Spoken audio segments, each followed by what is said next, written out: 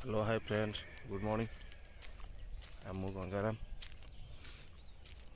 गोटे ब्लॉग को आप बहुत स्वागत। बहुत दिन है ब्लॉग शूटिंग करनी कहीं टाइम मो देह खराब था। आज मुझे आम गाँ को आसी आज ना काली आसी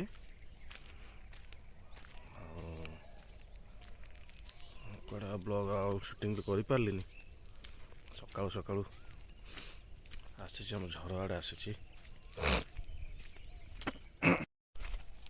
crystal and clear and crystal पानी पूरा नेचुरल वाटर देखिए आम से जगह सब हाथी भी लुचि जाते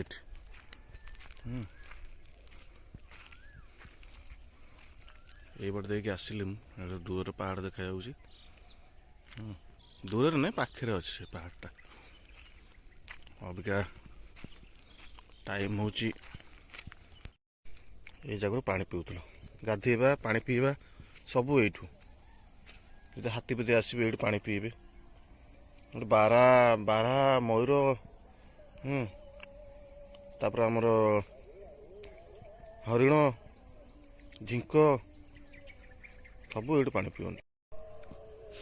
आ मो पछपटे एगुड़ा सब बिल अच्छी ये धान फान चाष करते किसी अन्य किसी हुए मुग फुग तो करते मुग बुरी तो करते केवल धान ही करते आठी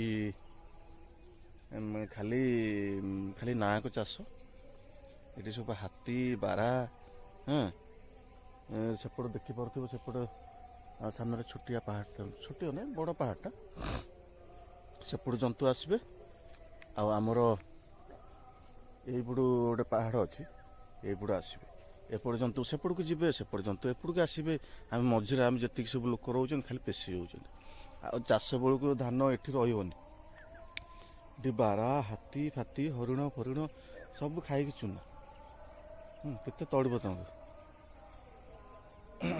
देखिए से क्रिस्टल पानी तुमको देखी बहुत सफा पानी क्रिस्टल पानी चुना चुना माछ अच्छी गातर कौन अच्छी कंकड़ा बोधे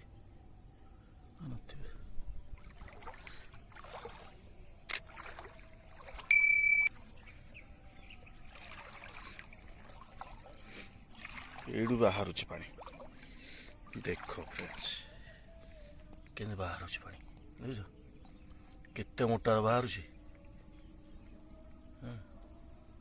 आगु ये एठू आगु बाहर था बहुत किंतु ये बंद हो जाए धीरे धीरे बंद होगा से माटी धसीगला देख क्रिस्टल पानी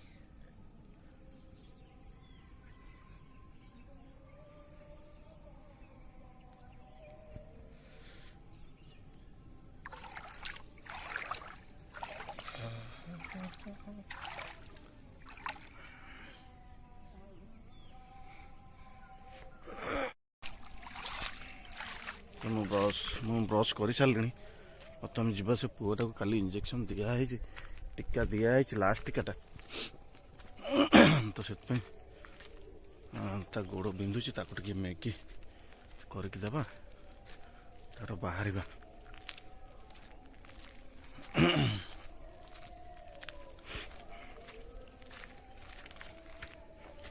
बहुत सुंदर जगह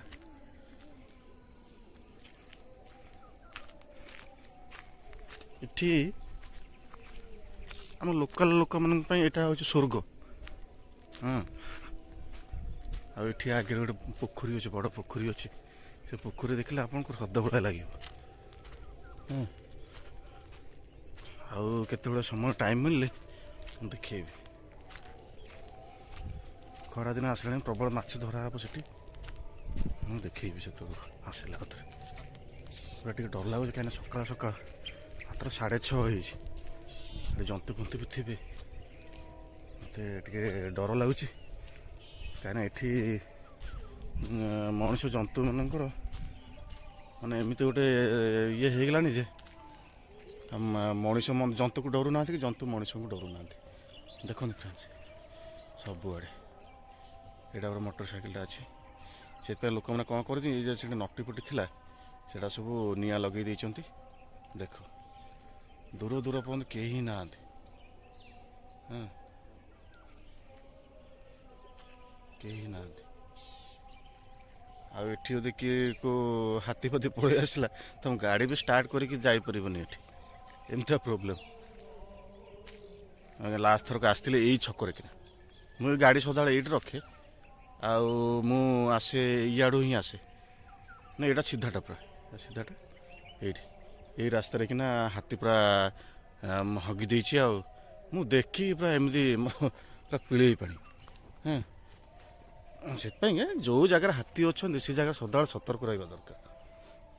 ତ ଆମେ ଜାଣିଗଲୁଣି ଏଠି 5-6 ବର୍ଷ ହେଲାଣି ହାତୀପତି ଯିବା ଆସିବା କରୁଛନ୍ତି, ସେଥିପାଇଁ ଆମେ ଟିକେ ସତର୍କ ହେଇଗଲେଣି। ଆଉ ଯେଉଁମାନେ ନୂଆ ବି ଆସୁଛନ୍ତି ତାଙ୍କୁ ବି ଆମେ ଟିକେ ସତର୍କ କରେଇଦେବୁ, କାହିଁକିନା ବେକାର ହାତୀପତି ଝାମେଲା ସବୁ ଜିନିଷର ବର୍ତ୍ତି ହେବ। କିନ୍ତୁ ହାତୀ ଗୋଡ଼େଇବ ଯଦି ନା, ସେ ଟ୍ରେନ୍କୁ ବି ପଛରେ ଛାଡ଼ିଦେବ। ସେଥିପାଇଁ ହାତୀଠାରୁ ଟିକେ ଦୂରରେ ରହିବ, କାହିଁକିନା ଆମେ ପାଖରୁ ଦେଖିଛୁ, ଭୋଗିଛୁ ଆମେ। ହଉ, ଆଉ ମୁଁ ଘରକୁ ପହଞ୍ଚେ, ସେଇଠି କଥା ହେବା। ହେ ସାଙ୍ଗମାନେ, ଚାବିଟା ମୁଁ ଭୁଲି ଯାଇଛି, ସେ ଝର ପାଖରେ ଛାଡ଼ି ଦେଇ ପଳେଇ ଆସିଛି। ପୁଣି ଯିବାକୁ ପଡ଼ିବ। ଟିକେ ବ୍ରସ୍ କରିବା ପାଇଁ ଆସିବେ, ଚାବି ପାଇବେ ନେଇଯିବେ। ନେଇଗଲେ ବି କ'ଣ କରିବ, ସେ ପୁରୁଣା ଚାବି ନେଇଯାଆନ୍ତି।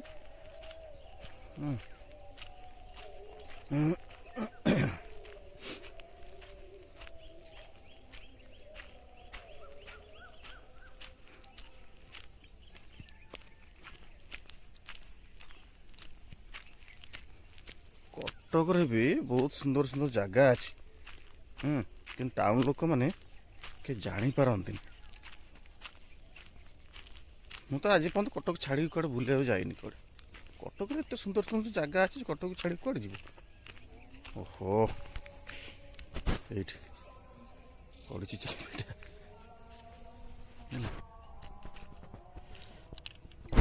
ପାଇଗଲେ। ଚାଲ,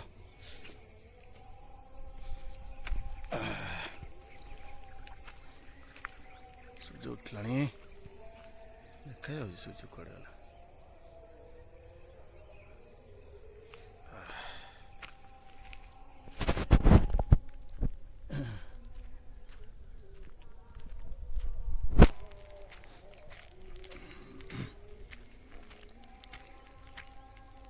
ସବୁ ଶାଗୁଆନ ଗଛ ଗୁଡ଼ା ସବୁ ଦେଖିପାରୁଛୁ, ଟିକ୍ ଟିକ୍ ଟ୍ରି। ଏଗୁଡ଼ା ସବୁ ଫରେଷ୍ଟର ବାଲା ସବୁ ଲଗେଇଛନ୍ତି, ଆଗରୁ ନଥିଲା, ଖାଲି ବାଉଁଶ ବୁଦା ଗୁଡ଼ା ସବୁ ଥିଲା। ଦେଖ ବାଉଁଶ ବୁଦା ଗୁଡ଼ାକ ସବୁ, ଏଗୁଡ଼ା ସବୁ ନୂଆ ବାଉଁଶ ବୁଦା ଗୁଡ଼ାକ। ଆଗରୁ ବହୁତ ବାଉଁଶ ଥିଲା, ସବୁ ବୁଡ଼ିଗଲାଣି। ସବୁ ହାତୀ ବି ଖାଉନାହାନ୍ତି, ଖାଲି ନାଁକୁ ଖାଲି କୁହନ୍ତି ହାତୀ ମାନେ ବାଉଁଶ ଖାଆନ୍ତି, କିଛି ବାଉଁଶ ଖାଇବାର ନାହିଁ। ବାଉଁଶ ଆଉ ଖାଉନାହାନ୍ତି, ହାତୀ ବି VIP ହେଇଗଲାଣି, ତାଙ୍କର ବି ଖାଦ୍ୟର ପରିବର୍ତ୍ତନ ଆସିଗଲାଣି, ଆଉ ସେ ଖାଉନାହାନ୍ତି। ଆଉ କାହା ଘରେ ଚାଉଳ ଧାନ, କାହା ବାହାରେ କଦଳୀ। ଗୋଟେ ମୁଖ୍ୟ ସମସ୍ୟା ଏଇଠି ହେଉଛି ହାତୀ। ଅବଶ୍ୟ ଆମର ଅଭ୍ୟାସ ହେଇଗଲାଣି।